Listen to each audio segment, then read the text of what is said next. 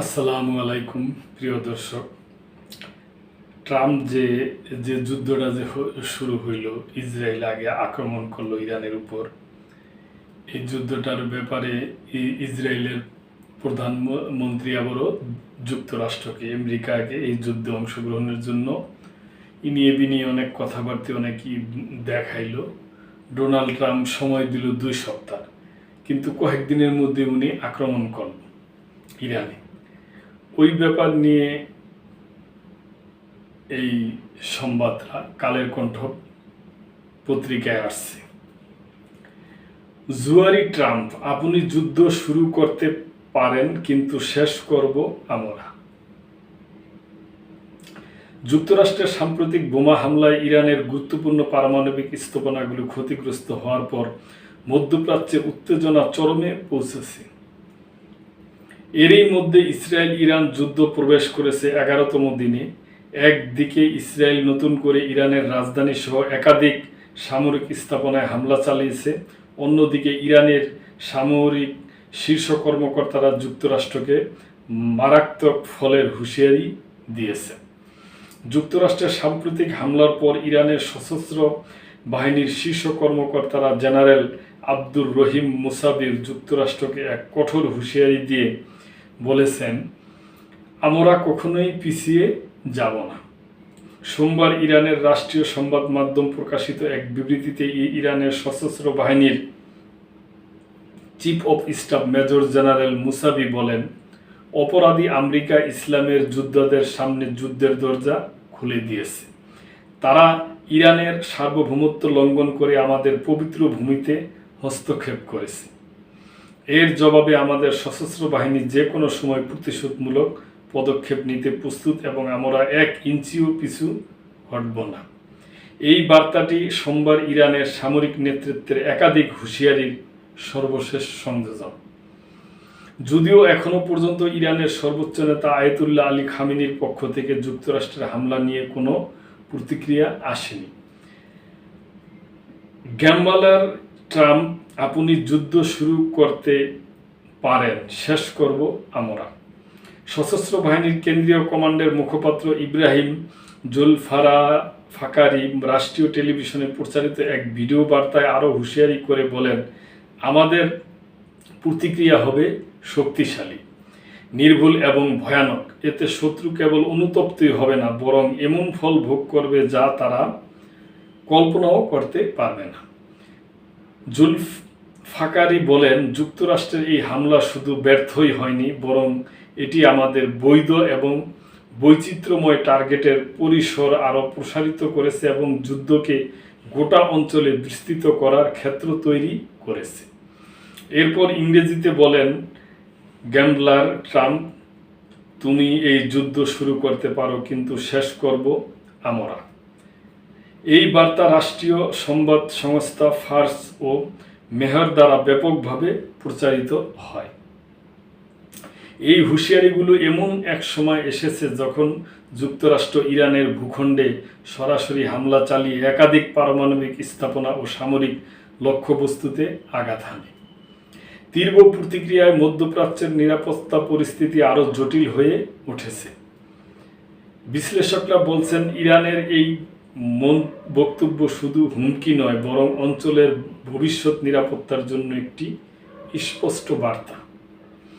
এখন সবার দৃষ্টি খামেনির দিকেই, যিনি সিদ্ধান্ত নেবেন ইরান এই উত্তেজনা মোকাবেলায় কোন পথে এগোবে, পূর্ণ প্রতিশোধ নাকি কৌশলগত সংযম। সর্বশেষ যা ঘটল, ইসরায়েলি প্রতিরক্ষা বাহিনীর IDF একজন কর্মকর্তা জানিয়েছে, প্রায় 20টি ইসরায়েলি যুদ্ধ বিমান গতকাল রবিবার রাত্রে ইরানের পশ্চিমাঞ্চলের কেরমানশাহ শহর ও রাজধানী তেহরানে একযোগে হামলা চালায়। লক্ষ্য ছিল ক্ষেপণাস্ত্র মজুত ও উৎক্ষেপণ কেন্দ্র, স্যাটেলাইট নেটওয়ার্ক এবং সামরিক রাডার ঘাঁটি। IDF এর বিবৃতিতে বলা হয়েছে, ইসরায়েলের ভূখণ্ড লক্ষ্য করে প্রস্তুত করা বেশ কিছু ভূমিতে নিক্ষেপযোগ্য ক্ষেপণাস্ত্র উৎক্ষেপণ ও সংরক্ষণ কেন্দ্র গুঁড়িয়ে দেওয়া হয়েছে।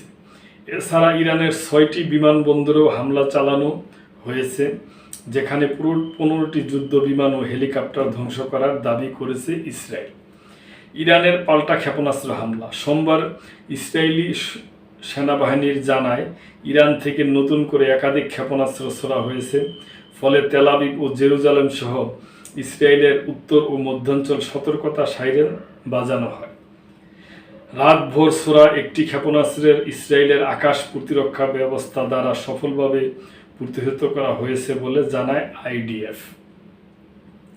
তেলের বাজারে উত্তেজনা। এখনও পর্যন্ত বিশ্বব্যাপী তেল সরবরাহে বড় কোনো বিঘ্ন না ঘটলেও হামলার পর বিনিয়োগকারীদের মধ্যে উদ্বেগ ছড়িয়ে পড়ে। ফলে তেলের দাম এক লাফে প্রায় 10% বেড়ে গেছে।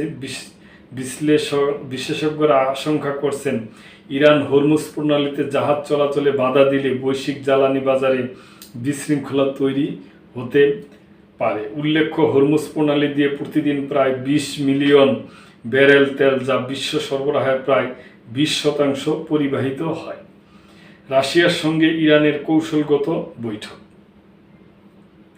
এই উত্তপ্ত পরিস্থিতির মধ্যে ইরানের পররাষ্ট্রমন্ত্রী আব্বাস আরগাচি গতকাল রবিবার মস্কো পৌঁছেছেন এবং সোমবার তিনি রুশ প্রেসিডেন্ট ভ্লাদিমির পুতিনের সঙ্গে বৈঠক করবেন বলে জানিয়েছেন।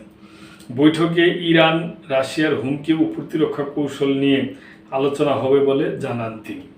এর আগে রাশিয়ার পররাষ্ট্র মন্ত্রণালয় যুক্তরাষ্ট্রের হামলার কড়া সমালোচনা করে বলছে, এটি একেবারে দায়িত্বজ্ঞানহীন একটি সিদ্ধান্ত এবং আন্তর্জাতিক আইনের সরাসরি লঙ্ঘন। উল্লেখ্য, জানুয়ারিতে রাশিয়া ও ইরান একটি বিস্তৃত কৌশলগত অংশীদারিত্ব চুক্তি সই করেছে, যার মাধ্যমে দুই দেশের মধ্যে ঘনিষ্ঠ সামরিক ও রাজনৈতিক সম্পর্কের ভিত্তি তৈরি হয়। সার্বিকভাবে ইরান ইসরায়েল সংঘাত এখন একটি বহুমুখী যুদ্ধের রূপ নিচ্ছে, যেখানে যুক্তরাষ্ট্র ও রাশিয়া সরাসরি জড়িয়ে পড়ার সম্ভাবনায় আন্তর্জাতিক উদ্বেগ বাড়ছে। ইরান কেমন প্রতিক্রিয়া দেখাবে সেটিও এখন পুরো অঞ্চলের ভবিষ্যৎ নির্ধারণের সবচেয়ে গুরুত্বপূর্ণ হয়ে উঠেছে। এদিকে মার্কিন নাগরিকদের জন্য বিশ্বব্যাপী সতর্কতা জারি করেছে যুক্তরাষ্ট্র। ইরানে মার্কিন হামলার পর দেশটির পররাষ্ট্র দপ্তরের পক্ষ থেকে এই সতর্কতা জারি করা হয়। ইরানের বড় ধরনের এই হামলার পরে ইসরায়েলে ব্যাপক বিদ্যুৎ বিভ্রাট দেখা দিয়েছে। এর জেরে ইসরায়েলের দক্ষিণাঞ্চলের বেশ কিছু শহরে বিদ্যুৎ পরিষেবা ব্যাহত হয়েছে। তো দর্শক, এটা একটা বিশ্লেষণমূলক একটা সংবাদ আপনারা তো শুনলেন।